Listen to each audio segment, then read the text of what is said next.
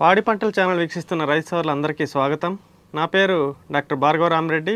భూసార విభాగం నందు శాస్త్రవేత్తగా పనిచేస్తున్నాను. ప్రాంతీయ వ్యవసాయ పరిశోధనా స్థానం తిరుపతి నందు శాస్త్రవేత్తగా పనిచేస్తున్నాను. ఈరోజు ముఖ్యంగా వేరుశెనగ పంటలో స్థూల పోషకాల లోపలక్షణాలు, వాటి యాజమాన్యం గురించి తెలుసుకుందాం. ముఖ్యంగా మనకు అవసరమైనటువంటి స్థూల పోషకాలు నత్రజని, పొటాషియం, భాస్వరం మరియు ఉప పోషకాలు కాల్షియం, మెగ్నీషియం, గంధకము. తర్వాత సూక్ష్మ పోషకాలు ఇనుము, zinc, copper, manganese, molybdenum, boron. ఇవి అవసరమైనటువంటి సూక్ష్మ మరియు స్థూల పోషకాలు. స్థూల పోషకాలు అధిక మోతాదులో అవసరమవుతాయి.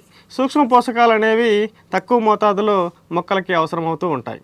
ఈ పోషకాల్లో వేరుశెనగలు అధిక దిగుబడి సాధించడానికి అనేక అంశాలు దోహదం చేస్తాయి. వీటిలో ప్రధానంగా పైరుకు సరైన పోషణ అందించడం, ప్రధాన పోషకాలైనటువంటి నత్రజని, భాస్వరం, పొటాషియంతో పాటుగా వేరుశెనగ పైరుకు సరిపోయినంత సున్నము, గంధకము, కాయల అభివృద్ధికి మరియు నాణ్యమైన దిగుబడి సాధించడానికి ఈ సూక్ష్మ పోషకాలైనటువంటి జింక్, ఐరన్, బోరాన్ మొదలైనటువంటి సూక్ష్మ పోషకాలు దోహదం పడతాయి. ఈ నత్రజని గురించి ముందుగా మాట్లాడుకోవడం చాలా ఇంపార్టెంట్. మనకి స్థూల పోషకమైనటువంటి ఈ నత్రజని పత్రహరితం తయారీకి మరియు మొక్క పచ్చగా ఆరోగ్యంగా ఎదగడానికి నత్రజని దోహదం చేస్తుంది. ఈ దుష్ప్రభావాలు ఏంటంటే నత్రజని అధిక మోతాదులో వాడడం వల్ల మొక్క ఏపుగా పెరిగి కాయలు, ఊడలు బిరుస్తనం కోల్పోయి దిగుబడి అనేది తగ్గిపోతూ ఉంటుంది. అందుకే మనం ఎప్పుడైనా కూడా నత్రజనిని సిఫారసు చేసిన మోతాదులోనే రైతులు ఉపయోగించుకోవాలి. ఈ నత్రజని లోప లక్షణాలు ఎలా ఉంటాయంటే, నత్రజని లోపం కలిగిన మొక్కలు ఆకుపచ్చ రంగు లేదా పసుపు రంగులో కనిపిస్తాయి. ఈ ఆకుపచ్చ రంగు లేదా పసుపు రంగు అనేది ముందుగా లేత ఆకుల కంటే ముందుగా ముదురు ఆకుల్లో కనిపించడం జరుగుతుంది. ఈ లోపం తీవ్రంగా ఉన్నప్పుడు ఈ ముదురు గోధుమ రంగుకు మారి ఆకులు అనేవి రాలిపోవడం జరుగుతూ ఉంటుంది. ఈ మొక్క ఎదుగుదల అనేది ఉండదు. ఈ నత్రజని లోపం కలిగిన మొక్కల్ని గమనించినప్పుడు దాన్ని యాజమాన్యం చేసుకోవాల్సిన అవసరం ఎంతైనా ఉంది. ఈ నత్రజని యాజమాన్యానికి మనకి సిఫారసు చేసిన మోతాదులోనే ఎరువులు వాడుకోవాలి. పశువుల ఎరువు 5 టన్నులు ఎకరాకి దుక్కిలో వేసుకొని తర్వాత ఈ నత్రజని లోపాన్ని సవరించుకొని ఈ వర్షాధార పంటకి ఎకరాకి 8 కిలోల నత్రజనిని ఇచ్చే 18 కిలోల యూరియాని ఆఖరి దుక్కిలో వేసుకొని దున్నుకోవాలి. లేదా నీటిపారుదల కింద అయితే 12 కిలోల నత్రజని ఇచ్చే 27 కిలోల యూరియా ఎరువుని 2 దపాలుగా విత్తేటప్పుడు ఒక 18 కిలోలు, విత్తిన 25 నుంచి 30 రోజుల తర్వాత మిగిలిన ఎరువుని వేసుకోవాలి. ఒకవేళ మనం పంట మీద నత్రజని లోపలక్షణాలు కనిపించినట్లయితే, పంట ఉన్నప్పుడు నత్రజని లోపలక్షణాలు కనిపించినట్లయితే యూరియాని లీటర్ నీటిలో కరిగించి ఎకరాకి 200 నుంచి 250 లీటర్ల నీటిని పిచికారీ చేసుకున్నట్లయితే, లేదా ఇప్పుడున్నటువంటి మన నానో ఫర్టిలైజర్స్ ఇవి కూడా నానో యూరియాని కూడా ఉపయోగించుకొని నత్రజని లోపాన్ని సవరించుకోవచ్చు. రెండవ ముఖ్యమైనటువంటి స్థూల పోషకం భాస్వరం. భాస్వరము వేరు అభివృద్ధికి ఎంతగానో దోహదపడుతుంది. ఈ మొక్క నిలబడడానికి లేదా మొక్క నిలదొక్కుకోవడానికి ఎంతగానో ఉపయోగపడుతుంది. త్వరగా పూతకి లేదా కోతకి వచ్చే విధంగా చేస్తుందన్నమాట. ఈ అధిక నత్రజని వల్ల వచ్చే ఈ దుష్ఫలితాలని ఈ భాస్వరం అనేది తగ్గిస్తుంది.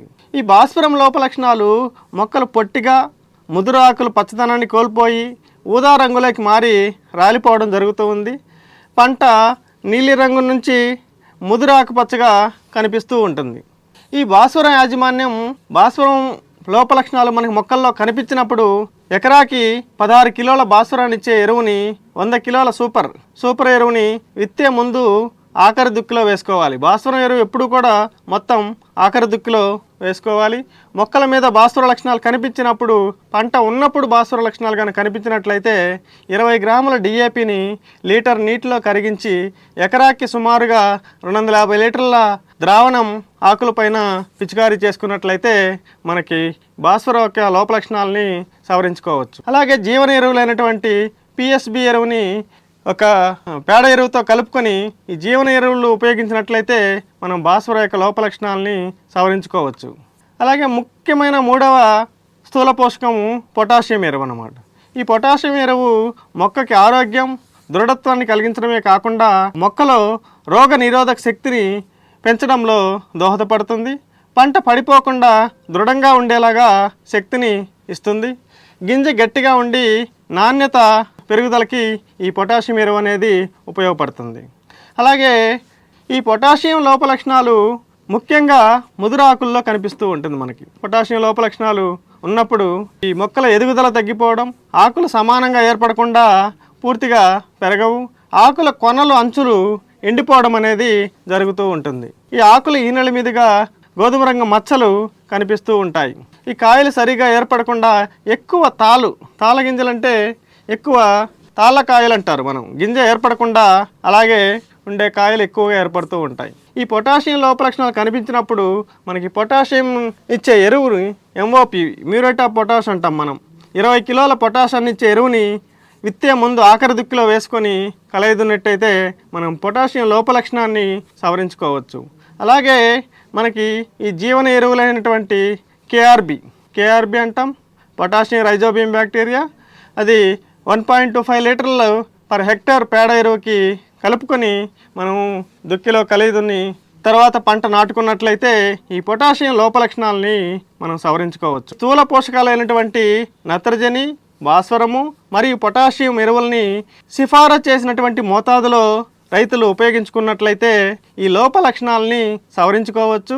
అలాగే భూసార పరీక్ష ఆధారంగా భూసార పరీక్ష చేయించుకున్న రైతులు వాళ్ళ యొక్క సాయిల్లో ఉండే పోషకాల యొక్క శాతాన్ని శాస్త్రవేత్తలను అడిగి ఎంత మోతాదులో ఎరువులు ఉపయోగించుకోవాలో తెలుసుకొని దానికి సరైన మోతాదులో ఆ పంటకు తగిన మోతాదులో ఎరువులు ఉపయోగించుకున్నట్లయితే మనం ఈ లోప లక్షణాలని సవరించుకోవచ్చు. ఈ అవకాశం ఇచ్చినటువంటి పాడి పంటల ఛానల్ వారికి ధన్యవాదాలు.